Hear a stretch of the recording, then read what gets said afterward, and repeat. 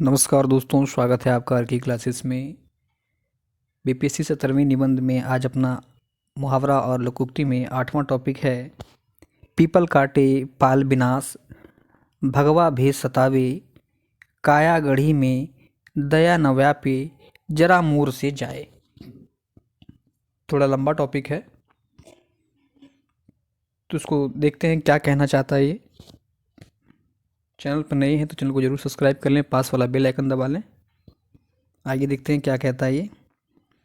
कहता है कि इस लोकोक्ति का अर्थ है कि जो पीपल के वृक्ष काटता है, घर नष्ट करता है, साधुओं को सताता है, मन में दया भाव नहीं रखता है, ऐसे मनुष्य का सर्वनाश हो जाता है। यह लोकोक्ति एक ओर जहाँ पर्यावरण संरक्षण पर जोर देती है, वहीं अन्य मानवीय नैतिक गुणों की चर्चा के साथ सामाजिक दायित्वों से भी अवगत कराती है।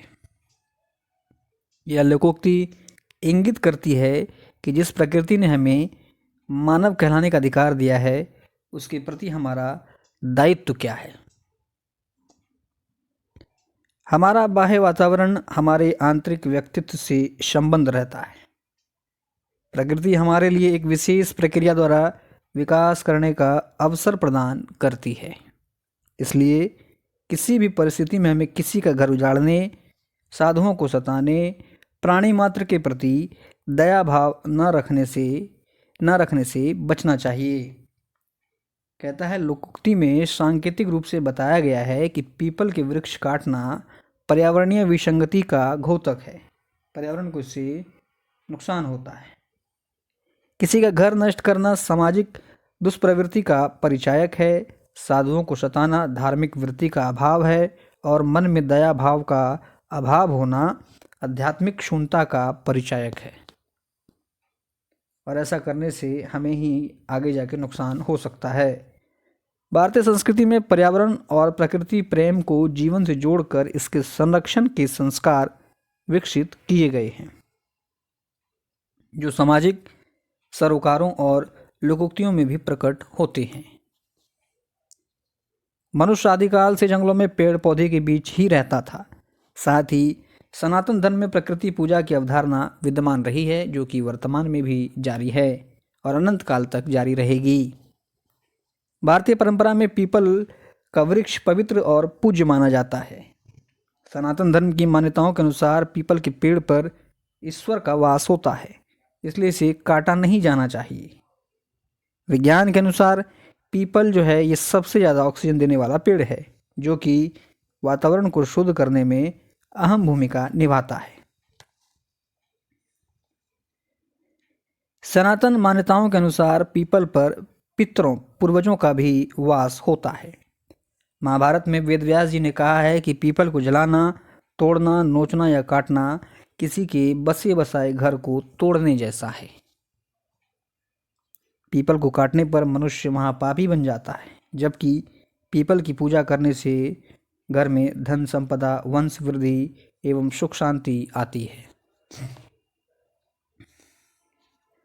सामाजिक प्राणी होने के नाते मनुष्य के लिए संभव नहीं है कि वह बिना किसी साहचर्य अथवा मित्रता भाव के जीवन यापन करे। प्रकृति के सानिध्य में मनुष्य पेड़ पौधे, जंगल, पहाड़, पशु पक्षी के बीच कभी अपने को सुरक्षित तो कभी असुरक्षित महसूस करता है।